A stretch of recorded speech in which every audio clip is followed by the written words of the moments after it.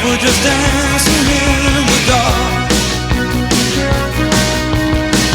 Even if we're just dancing in the dark. Yeah, coming in. We're back. We are back. We're back. Craig Maclaen Thanks joining for us. coming in, man. Good to be here, guys. I've been looking forward to this Yeah. conversation. Yeah, a little bit different. Haven't been on a podcast like this before, so. Have you done many interviews? No, not really, man. No? No. So just kind of like some pre-fight stuff, and that's about it. So just give a little background for people if they're listening. What where you fight out of, who you fight with. So I train and fight out of Revolution Martial Arts, or Revolution Fight Team in Langley. So I've actually been with them, right when I got started. I currently fight with Battlefield Fight League, and I've been with them for a while now. From my amateur career, and I just recently turned pro last year. So, we'll see where it takes us. Sorry, how old are you, Craig? 28. 28. Yeah. Cool. Right on.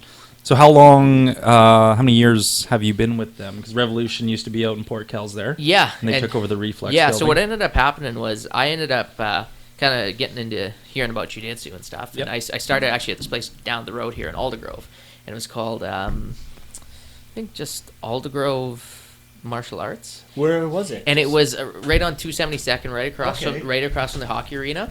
And it was a bit of a crazy owner, but I started there, and I was there about 6 months. And then right around that time, I heard talk about like Revolution opening, and we got Tim Thurston and Todd and these guys opening this gym. Yep. And so I probably joined there probably about 3 months after they opened, and I guess that was probably like 06. Something like that. And so I made the jump over there. That was the old Port Kells location. And so that's kind of how I got started with them. I ended up like taking a couple of years off training. It just kind of, lost passion for doing anything with it.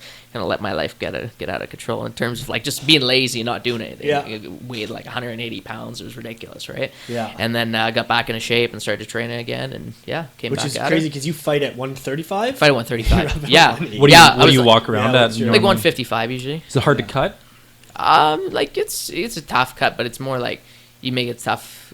It's tough on yourself, right? How disciplined you are, right, with your diet and things. So like how that. do you go about your weight cut? Do you cut a certain percentage up till the last week? And then...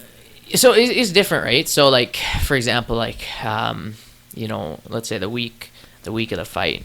I'll still be about 10 pounds over, so I'll be about 145 or so. And then it'll be different though. So on the day of the weigh-in, when I'm going to go cut weight, I'm going to I usually only have to take off a few pounds, right? Yeah. Because you pretty much hyperload your body with water, right? It's called water logging or water loading. I'm not sure if you're familiar with it, right? But you're pretty much going to take in like that week prior, like an excess amount of water, right? To just load it up. And you try to get 6, 7, 8 liters in you. It's tough, right? Mm-hmm. And then once you start, you cut all your food and water and everything. It just starts coming out of your system once you start, hitting the sauna or the bath or whatever you're doing.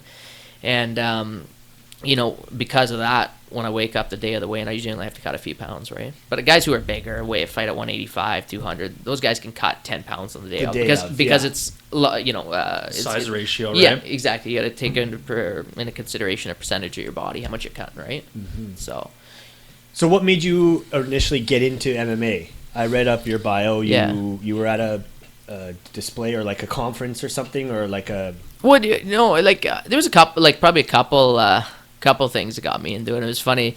I think it was like 15. It was like a house party, and it was just like end of summer thing, right? And we go there, and at the time I wasn't even into working out or anything like that, right? And I remember these guys showed up, and ended up being like a fight there, and then I ended up getting bear maced, right? Oh, wow. And it was just like holy crap, And so after that, you just kind of want to get into doing so. I found an interest in boxing, and I always wanted to get into it, right? So I ended up finding this guy. I just Googled him online, and his name is Leon James, leaning on me, telling me to push him off and throw in a combo, and it was like an hour of that, just drenched in sweat after, right? But so it was like a combination of that happening, and then I ended up dating this girl when I was, I think it was like in grade 12 or so, and her brother, he had a fight coming up, and I think it was his second, third pro fight. So I went out to that, and I just watched the first fight on the card. I was like, holy crap, like this is something I got to do. Like I got to try out, And I was like, holy. It's a lot different once you get there and see it live. Oh yeah, like that's a lot of people. I don't think TV does justice for the sport. Yeah. I think that's a big thing with it. A lot of people get into watching the UFC and they'll be so critical of it, just like anything. But when you get there live and see the people training, Oh, and, yeah. you know, the training you go through Yeah. at Revolution, Yeah. we had years and years ago when it was Reflex there, a guy named Yeah. Todd who used to run Langley Jiu-Jitsu. Yeah. He'd just kind of run a back room, roll around. I used to go in Yeah, there and me roll too. around with I those did that guys. too, Yeah. and Jimmy would come, Yeah, in and the then I back did room. some boxing with Tyler Jackson, and Yeah. the time you spend learning, Yeah. it kind of just set me back, and like I had a whole new kind of respect for it. Okay, yeah. It was definitely a lot tougher Yeah. than I had anticipated. You know, I was Yeah. a big, strong Yeah. kid and Yeah. ready to go kind of thing, but it's wild what it actually takes to do. Yeah, You know? and you go to fights, and it's actually really interesting being in the back room, especially when you see guys who come from good camps and good gyms, guys like from our gym or a lot of other good gyms around. Then you get guys who actually just sign up by messaging the promoter and be like, "Can I try a fight?" And so they'll put them on there, and Wow. you just watch them back, you know, in the back, and just how they can conduct themselves versus guys who know what they're doing. It's really interesting to watch. I've seen guys like just try and tape up their hands just with tape, and they don't know what the hell they're doing. They're walking around. One guy walks out of the cage, forgot his jock, comes back. Anyone got a jock? And it's like, dude, like you're about to go in there and fight a guy in a cage. You don't even know what you're doing here. Like, but hey, more power to you. To Like, each your you know, own. like you. He's giving it a go. He is I giving mean, it a it's, go. I guess Yeah. that's a So bit there's of a respect something. thing, but- Yeah, I do respect something about that, right? Yeah. You know, a little different. So what pushed you to take it seriously? Like you said, you got into it. You found, you know, you started doing boxing Yeah, or well- jiu-jitsu first. I started doing jiu-jitsu first, but I ended up so I saw that, right? I went and watched those fights, and I ended up signing up at his gym. His name's Miles Marola, and I actually train with him still to this day. But Poppy boy. what's that? Poppy boy. There, exactly, Yeah. right? And Tough kid. Yeah, exactly. And so, yeah, Miles is a tough guy, right? I really enjoyed watching that fight. So I ended up signing up at his gym. I think the next month or a few weeks later, started training there, and then, and then I actually moved to the jiu-jitsu club, and then Revolution, and I just thought it was a cool sport. Like I didn't come from a background. There's a lot of people who come from like a karate background. They've already got, yeah. Well, they have a background A of base. or like not even that, but just more like their attitude about it. A lot of people wanted to come in because you know, they like martial arts, right? They're Taekwondo, and they just like the respect aspect of martial arts. And I never really was like that. I was a guy who, you know, played hockey and played sports, and I just thought, hey, fighting, that's cool. Like, let's try that. That was kind of my thing when I got in there. I was like, I want to get into a fight. Like, let's go into a box or, you know, go into MMA. And that was my approach. And now I think that's the mindset you kind of need, though, right? yeah, and that is a big thing, right? Now, the longer I've been in, now I understand the martial artist part of it, right? And the respect and things like that, right? I never really had that in the beginning, or I never understood, like, that's what brought a lot of people in, right? Yeah, Fair enough. yeah. But Was that- definitely a mindset, like, of going into a fight, and, you know, you want that portion of it, I think. Yeah. Yeah. Was that something you learned pretty quick? That like this isn't something where you're just going to come in and you know, you just come to learn how to fight. This is a discipline. This is something that you really need to take seriously.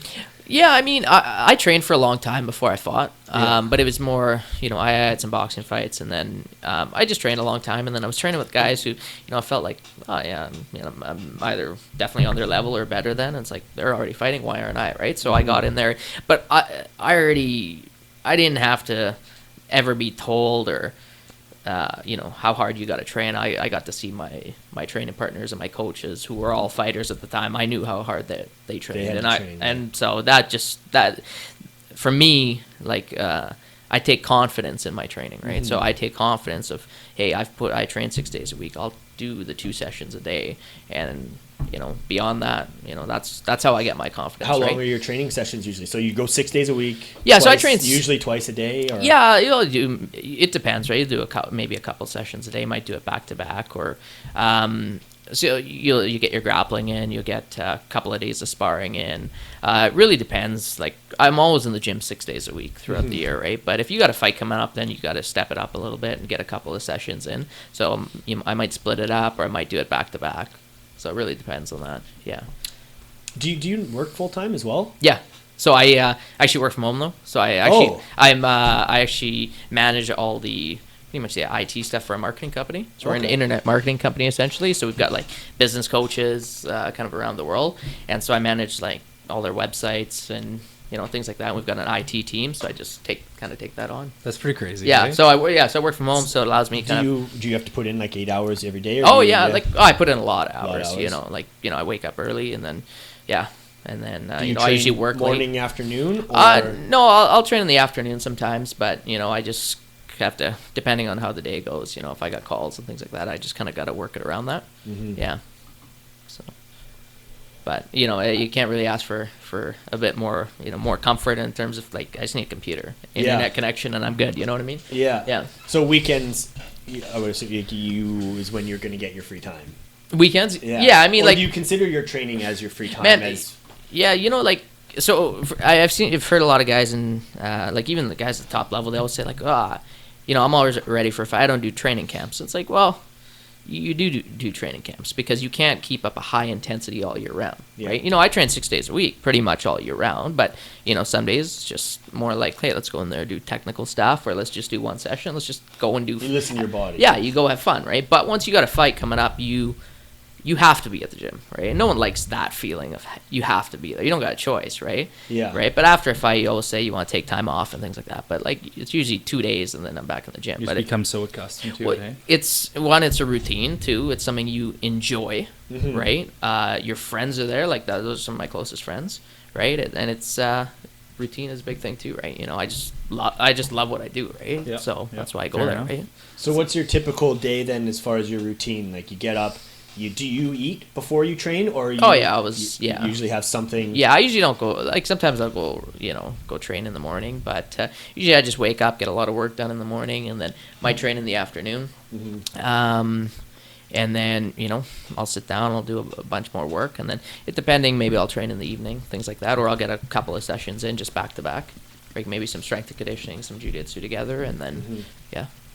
What do you have a main focus as far as your training goes? Do you focus more on the jiu-jitsu side, grappling, or do you focus more? How important do you find the strength and conditioning side for your training? That's got to be secondary, right, to anything, right? So if you're a hockey player, your strength and conditioning again is secondary. There's a big emphasis on it, You're but practicing and You're taking weight training. your skill work. I mean, you're a hockey player. You have to go play hockey, right? You have to go skate because that's what you do, right? So, like, one of our guys at one point, he really turned things around. And all of a sudden, he's a beast, right? But he had lost a few fights in a row, and I remember I corner him for that last loss of his, and I remember after the fight, he had said that he's like, I'm going to be back in the gym. I'm going to be doing like 4 days a week of conditioning, right? Because in the fight he had gassed out. Yeah, but he had worked long hours, so it's hard for him to put the time in, right? So, but the problem was he wasn't sparring, Okay. right? And so he wanted to go and step up the conditioning portion of things, but he wasn't doing the sparring. But it's like that's where you're going to get conditioning, right? Sparring is massive conditioning. Exactly. Like, if you just go like we used to at the back of reflex there, you roll around for 2 minutes, like you're done. Exactly. You're exhausted. You were exhausted, and that had pretty good cardio back then, and obviously still doing nothing compared to what you guys do, but I know what you mean. Like it's a full body. Yeah. It's a full body cardio when you're trying to throw somebody around. Yeah, and it wasn't until that he started sparring and he changed his work schedule and he like gave it all to fighting, and all of a sudden he turned into a beast. What sort of level would you guys have to get to before like you're financially supported through your fighting?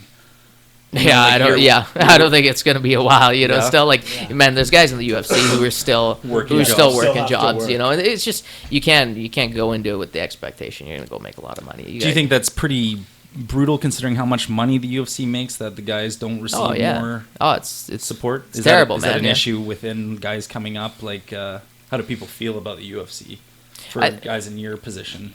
Like you can ask anyone what they say, and it's shit to see. But where does everyone want to fight? They want to fight in the UFC. That's So guess what? They can pay guys that. And it sucks, but it is good to see guys like, I don't know if you know about Benson Henderson. Yeah.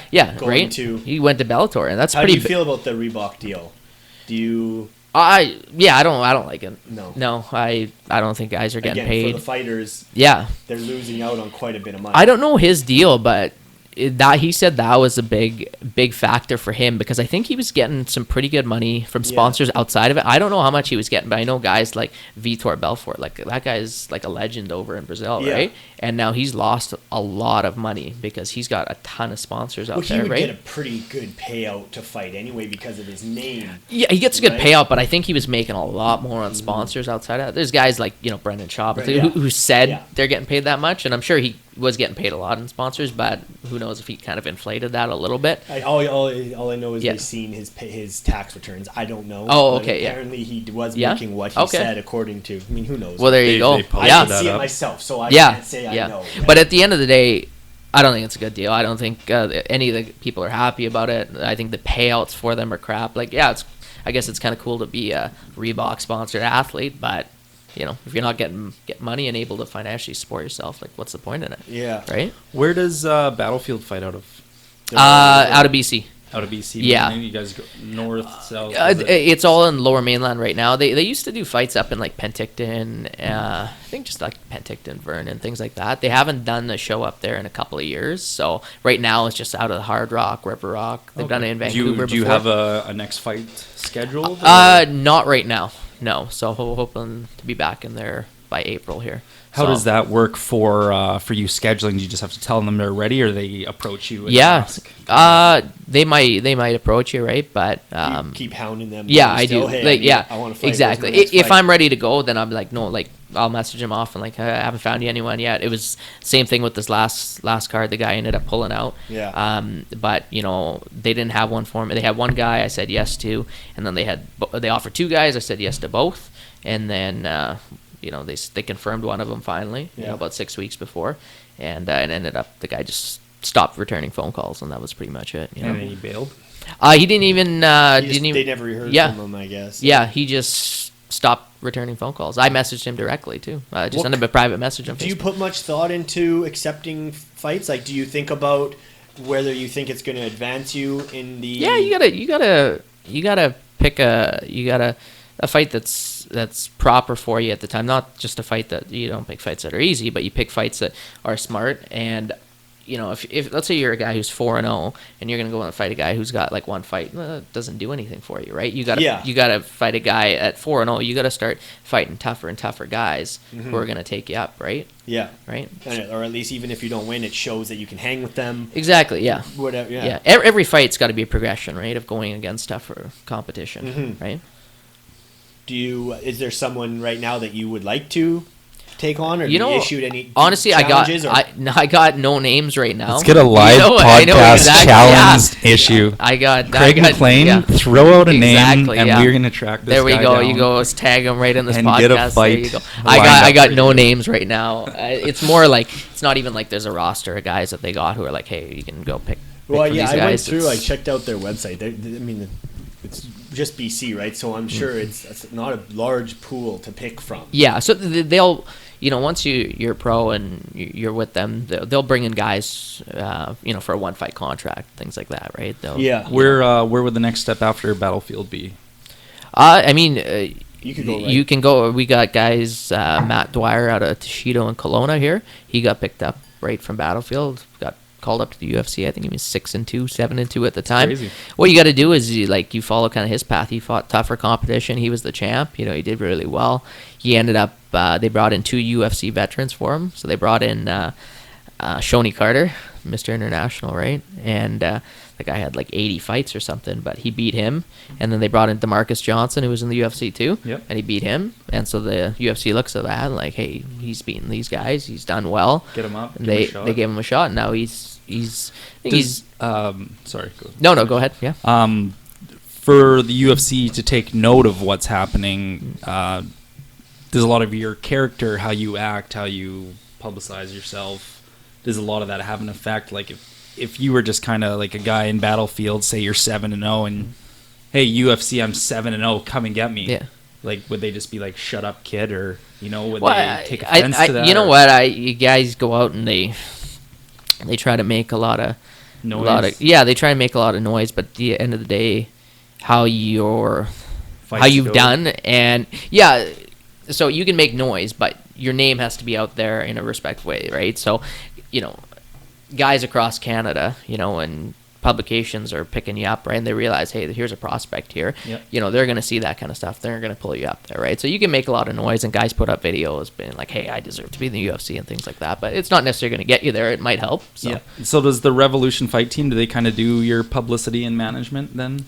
No, I mean, as far as management, I don't really, have anything goes, as far as publicity or anything. You just kind of do your own social media things. And that helps. We might have to give you a podcast sponsor here. Yeah, there you go. Do you feel like that's something you realize you need to do a bit more, is promote yourself? Yeah, you have to do a bit of that. You have to have something out there, right? And it helps, right? If you're selling tickets, you can make some more money, right, with your promotion. It gets your name out there. Promoters are gonna, if you're selling tickets, they want to put you on the card. That's what's gonna happen, right? If you're a personality, even if your record might be worse than another guy, if they feel like they're gonna make the Conor McGregor syndrome, right? Yeah. That's going on now, is be outlandish. And you're going to see a lot more of that in these lower fight leagues. Oh, yeah. I would assume. Yeah. Even the one press conference I seen of yours, I was watching, the guy you were fighting. Oh, was yeah. Quite he was. abrasive. Oh, yeah, exactly. Him and I got a bit of a beef, but well, leave that for another time. But you gotta, guys can take that route, but you just gotta get your name out there a little bit, right? You just. Put something online. That's it. I don't have a manager or anything like that. Maybe the time comes later on. Some guys got managers and things like that. But right now, I actually just message the promoter. Yeah. And we go back and forth. He messages me. He'll tell me, I would talk about pay and things like that. So I just handle that myself right now. What's with Battlefield? What's like an average? Is it the same as where the UFC, where it's like $2,000 or whatever, you get this much, you get double if you win? Yeah, pretty much. Like, that's kind of how you start off, and it's kind of like a tiered contract, right? So like you sign like a 3 or 4 fight contract, and if you win fight 1, this is your pay. You lose fight 1, and then it goes into the second fight. If you lost fight 1 but win fight 2, then it might drop down, right? Mm-hmm. And then you even out fight 3, goes back up to that pay scale, right? So so they do it like that. It's supposed to be like an exclusive contract too with them, but as long as they're getting you fights, that's what's important. Are there any other fight promotion or leagues around here, or is it not, just the one for not in BC? mainland? Yeah, not really in BC. There's no like real pro ones in BC, or definitely not, at least on Battlefield's level. Across Canada, there's plenty, right? You can get fights anywhere. Yeah. Fair enough. Have you ever thought about going across Canada for other fights? Oh, it'd be cool to just go fight anywhere, right? So, but I mean, that's cost too, I guess, with travel and hotel, and if your gym's here. Yeah, well, they pay for all of that. Oh, okay. Yeah, so if you're gonna go fight somewhere else, they're gonna pay your purse, they're gonna pay your flight and your room and everything there. Do you have a time frame for yourself to kind of go somewhere with it before you slow down? Do you have like a 5-year? Like, yeah, where do you see yourself in 5 I just years my biggest thing right now is I just want to get fights, because I think my biggest progression at this point right now is to actually experience. Cage experience, right? Yeah. I've got a couple of pro fights, I had a bunch of amateurs, and now it's also too at the point too, once you fought for so long, you kind of, when you go in there, it's a different confidence level, right? Because you go in there, when you first get in there, it's like an out-of-body experience, right? It's like with anything, you're under the bright lights, and it's like, holy cow, and whatever happens, it's like you're on autopilot. Whatever happens. Yeah. Now, when I go your training takes over. Yeah, my last few fights, it feels like almost a day in the gym with a bit more intensity, right? It's like sparring, so I'm aware of what's going on. I'm processing in my mind, like, hey, here's what I need to do. Mm-hmm. Or I'm down on the scorecards. Maybe I need to step it up here in this. So you're thinking about. Yeah, you're thinking about, right? Well, that is part of it. You have to, right? It's like, hey, if I hit you, that's like 1 point for me in that sense, right? You're trying to finish at all times, but you have to take that into consideration, right? Yeah, and that's where your coaches are important too, right? You saw Ronda Rousey's fight, right? Like, what did her coach say? We had a long. Yeah, just keep doing. What you're doing, what do you say after that first round? Something along those lines. Keep doing what you're doing. Exactly. You got her right where you want her. Yeah. My last fight. You got her right where you want her. Yeah. Something along those. We had a pretty good debate about it. I'm not like. Okay. So okay, let's see. I don't like Ronda Rousey. Okay, but if him and her, or even me and her, step in a ring with her, what happens? Well, you think maybe she'd armbar you, sub you. Who knows, right? No matter what, she's winning that fight. Yeah. You think so? Well, he thinks. You think in a physical man strength? Okay, so I guess that's where I rate your guys' level right now, No, right? I know where I have Yeah. zero training. Okay, yeah. Zero training, just simply based off the fact that genetically Yeah, guys yeah. have more strength than girls. Yeah. That doesn't mean shit when she can get a hold of you. As soon as she gets close to you, you're going down. Well, she understands. You know, it's funny because the big thing with that was everyone was talking about her versus Floyd Mayweather, and everyone's like, man, she'd fucking take Floyd down in sub. It's like, what are you talking about? Floyd Mayweather is like the one of the greatest boxers of all time. You think, You're gonna get close to him. yeah, one punch and she's done, and it's just the way it is. But we were that being saying, said, I if mean- she got a hold of him, she could take him down. Yeah, it gets even. Yeah, There is the possibility that she could catch him. yeah, But I'm gonna say, out of 100 fights, Yeah. out of those two, he's gonna win 99, if not 100. oh yeah, for sure. know? And it's funny though because after she lost to Holly Holm, everyone was like, okay, well, what about Floyd now, right? Well, You know? hasn't it quieted down? Oh. That's the part that was bugging me. I really respect what she did for female fighting for the UFC. Yeah. For building up the UFC, for female athletes, for everything. I think that's awesome. To have a face like that, go out and be a champion and show people, hey, if you want to go for it, go for it. You Yeah. know, that's awesome. Yeah. But I just don't. I think they put the pedestal a little high, and I was pretty happy Yeah. to see Holly. We put a bunch of money on Yeah. Road Dogg. I don't think Oh, did we you? put the pedestal high. We as fans put the pedestal high. Yeah, it's a combination of the two. Yeah. I think we're gonna see that. Yeah, I know. Yeah. We had issues earlier, and it's been fine for the last like 4 guests. Yeah. Now all of a sudden it's static. You know what's funny? Actually, when we pulled up here, we listened outside, and we had a little bit of static on the phone. I wasn't sure what was going on. I'm gonna have to upgrade the system. This stuff's, I mean, it was pretty cheap when we first started. Yeah. So still, clicking, or I can't disconnect it because otherwise we lose everything. So you know what? We'll just do a quick pause. Anybody who's listening, right back, just hang tight with us.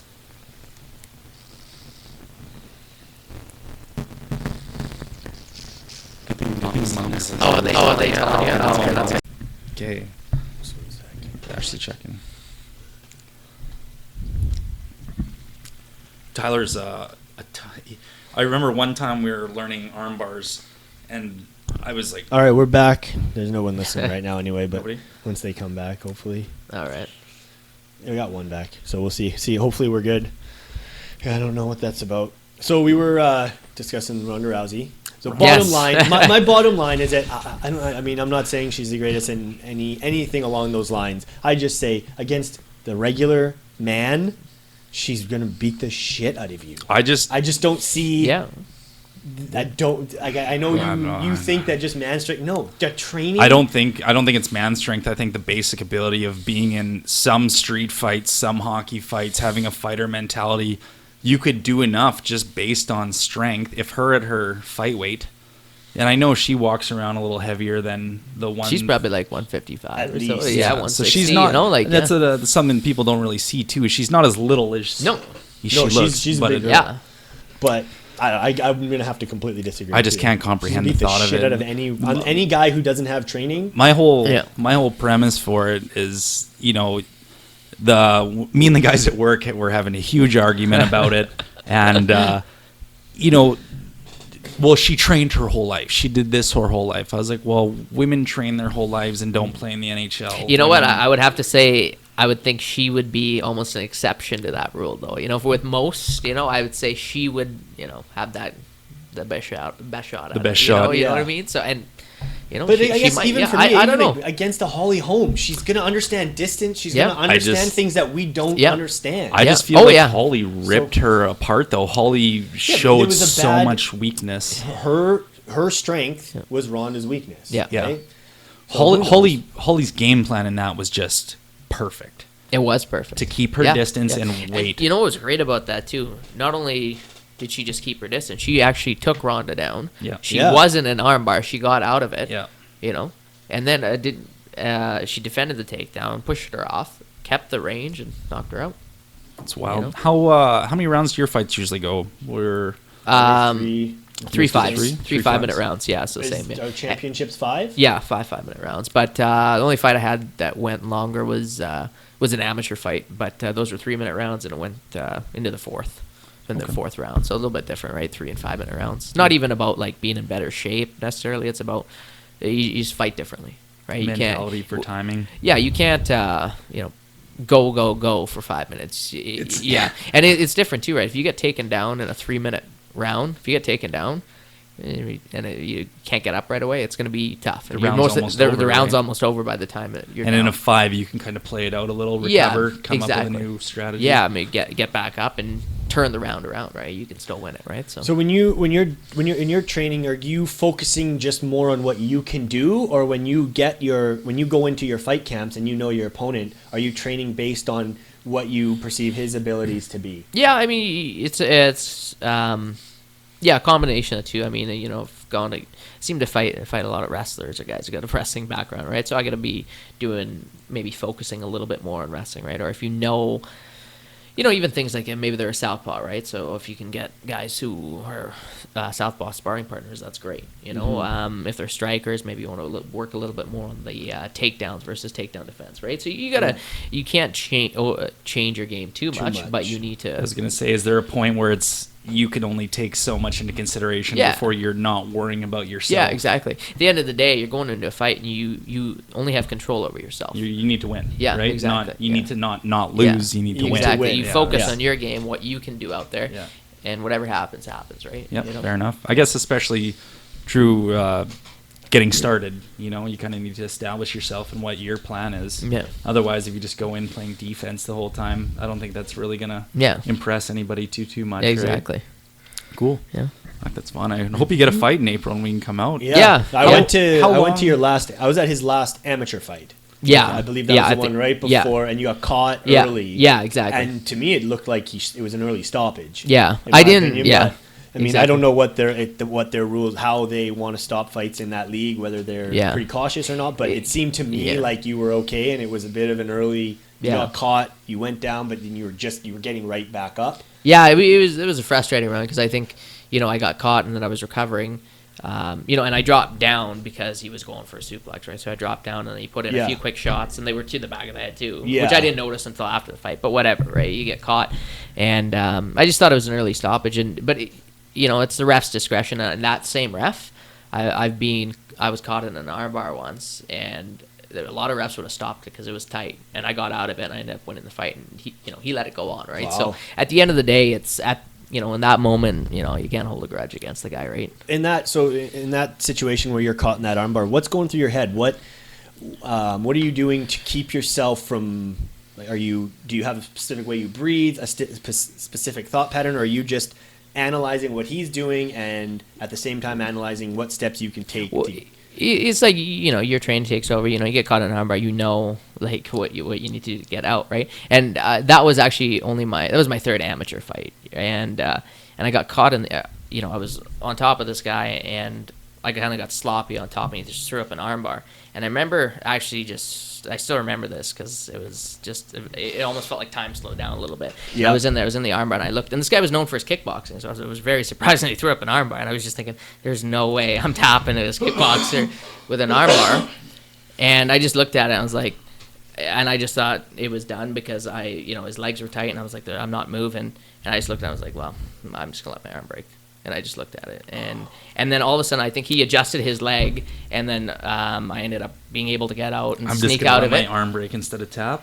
Yeah, I was just gonna let it break, and it is a stupid way to think about it, but in the moment, I was like, I'm not tapping this guy. But I'm not the only one like that.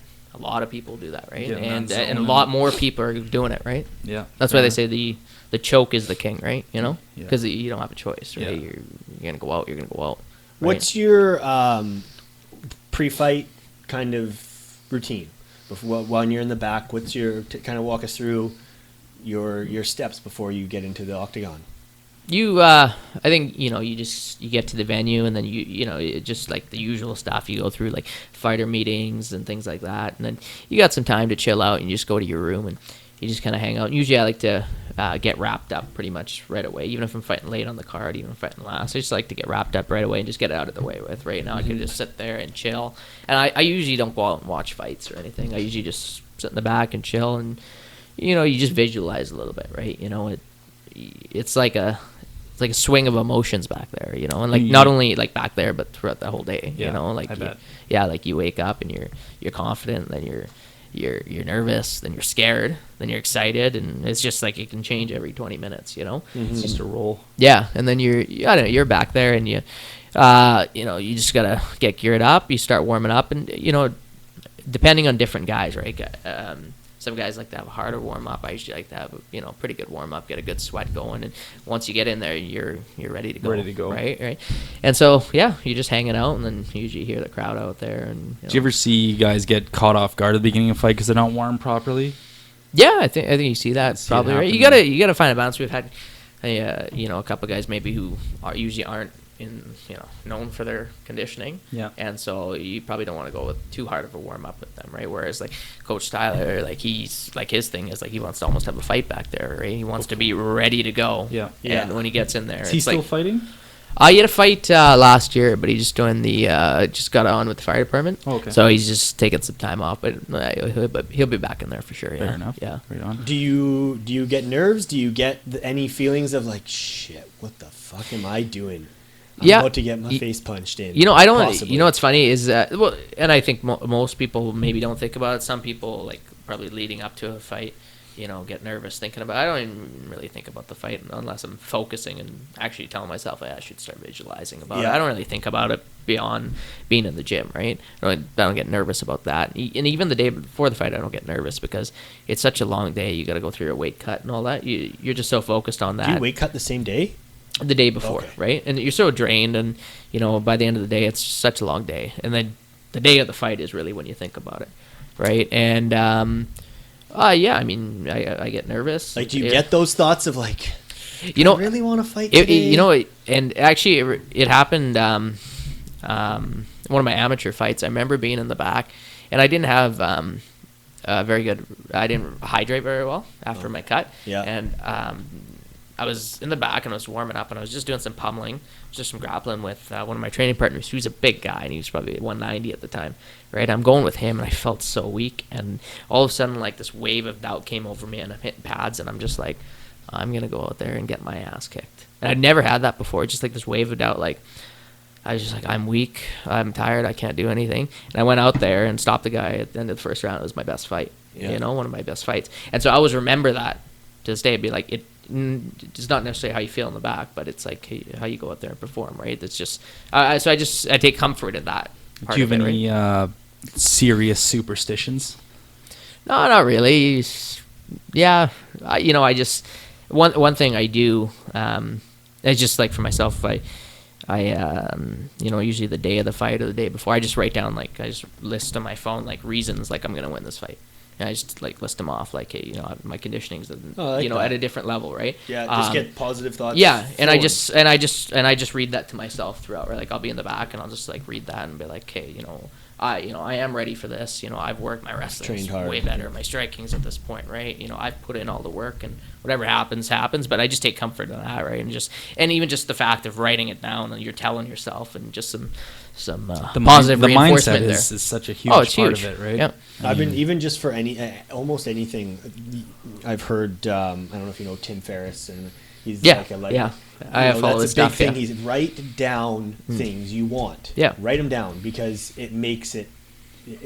I don't know the exact actual psychology behind it, but it just makes it more of a reality, I guess. And anyone you ask about goal setting, it's like if you don't have it written down, that doesn't exist almost, right? Write it down. There you go. I'm gonna write down. I'm gonna research Kick Ronda Rousey's psychology. ass. That's what he's writing tonight. It's another good one. You fought in more than one weight division. Though, I right? fought at 145 and featherweight. Yeah, and that's when Yeah. my first. That was my first couple of fights, and then I fought a couple of fights at a catch weight at 140, and now I'm at 135. And it's funny though, at 145, I'm definitely undersized, and that was kind of the difference going down. And you wouldn't think it, and even when I come down to 135 now, I feel like I initially felt big, and I feel strong for my weight class. I think I'm probably one of the stronger guys at my weight, but man, everyone's so big now. Yeah. Like, and they're all cutting down. There's one guy, and I've seen him go to the hospital and things like that, trying to get down their weight classes, and it happened on one of the last cards too. It's happened a couple times in the Battlefield. A couple of guys gone to the hospital trying to cut too much weight. But you look at one of these guys, and it's just like, man, he's like 6 feet tall, and he's coming down to 135. And What? I felt big, and I'm like, this guy is a giant compared to me. So I don't even take that in consideration anymore. I don't feel like a big 135er. Do they have restrictions like the UFC now as far as IVs and stuff like that? They banned IVs. Yours as well, though? They have banned it. Yeah, They have banned your in It's your because fight it's as like it's under the BC Athletic Commission. Oh, right? okay. So they did ban it. The UFC, the UFC's reason Yes. for banning it. Well, because of blood doping, I Yeah. believe is what they say can happen. Yeah. Hi, Sika. Well, they say like they're okay. I think they test because of the material of the bag. Yes, they that's- can actually see the plastics in Yeah, your the blood plastics, right? So because So what are the sorry, I didn't catch what was happening. You said because blood they doping. feel like they can be putting different substances Yeah. or anything into their IVs yeah. So Oh. as far as performance enhancing. which to me though seems ridiculous. It seems like a shoddy way of going about it because it's Yeah. not proven that you're blood doping, right? Yeah. You know. Exactly. And what kind of testing do you guys go through? They don't for pros. They can test you, and you sign a document that they will they test decide to if they test decide to. But usually they don't. But the BC Athletic Commission, they have tested. I think they'll probably only do it with the UFC though. Yeah. That Ali Bagatinov when Yeah. he fought Demetrius Johnson here, he tested positive for EPO. Right. And so they very well may do If it. you suspect someone's on something, can you like after the fight claim, hey, like this guy is clearly not clean? Maybe, yeah. Like, I've never is even. that anything that's? Does it come up at all? in your I haven't heard of that. No. I haven't really seen a lot of that stuff. So probably not. Or I'm sure they can say it. I don't know if they're actually going to go ahead and test them. But So what kind of supplements? What kind of things do you use to optimize your training? I don't take too many like crazy supplements. I just take proteins, multivitamins. I take amino acids, so BCAAs. I Yeah. stick with those. Sometimes I'll take creatine and things like that. Not that I really notice a huge difference, but I should be a little bit more consistent with some of the things I take. Yeah. There's no regulations as far as pre-workouts, creatines. They say in the back like not to have a pre-workout and things like that, but like who doesn't have a pre-workout before you go and like come on, Yeah. like it's caffeine, that's all it is. So, like come on, There's nothing illegal. In yeah, it, right? exactly. It's fair enough. Yeah, why Yeah. can't you go in there with a pre-workout? It's ridiculous, Exactly. right? It's no. You could just eat some coffee beans. Like Yeah. it's like you're just giving yourself a boost of energy, really. So exactly, yeah. And at the and then beyond that, like I don't take too many any other supplements. I try to get a lot of my stuff from food and things like that. How closely do you monitor your diet? Yeah, I eat clean. Yeah. It's I rarely do I eat junk. Maybe I'll have it one day a week, but it's not like I hit drive-throughs or anything like that. Yeah. It's more like Working from home must help that. Like I Yeah. noticed, when You I've can been prepare- off, you can I prepare eat a way lot. healthier. Oh yeah, I try to do like meal prep on Sundays and things like that. It helps out, Yeah. right? Or if I'm at the gym, I'm at the gym all the time. They got a juice bar with awesome food, so I just eat there. So really got no reason to be eating junk. So so I don't really. Do you stay away from any do you have certain percentage protein, certain percentage? You know what? I don't even follow that really. No. I just carbs are great. If you're training lots, you got to have carbs. So Yeah. I eat proper I eat lots of oatmeal and things like that. I just make sure I get carbs, protein in a meal, and that's about it. Chuck Fox. Yeah, right on. That's good. And then I just try to limit sugars. That's I don't really take in any excess sugars than I need to, right, or anything. So other than that, I'm not. And you're sponsored by Supplement King. Yeah, Supplement King. They're out in Chilliwack, so get at them for supplements. Yeah. There you go. Man, when you get a new fight lined up, talk to us and Yeah. we'll promo you hard through our. There we go. Yeah, definitely. get you through guys us. out. Yeah, we'll get you. Yeah. a Happy Not shirt to Yeah, wear or look forward something. to Yeah, seeing you there we fight go. Again. So we're gonna shut her down and Okay. get ready for the next one. Okay. Thanks a lot for coming out, though. Yeah, Hey, no thanks a worries. lot Wow, for that coming went out. quicker than It does. Wow, It's it like actually we were- did. It's I really thought only we were. about 45 minutes. Yeah, by the time exactly, we get yeah. going. Yeah. So We take a quick break here, and we got And Charlie Fox don't coming forget on. to visit the Salvation Army Gateway of Hope website. It's GatewayHope.ca. Go to our Facebook page. You can find links to join our team for the walk next Saturday or donate to us. And we will be back shortly. Awesome. Thanks, man.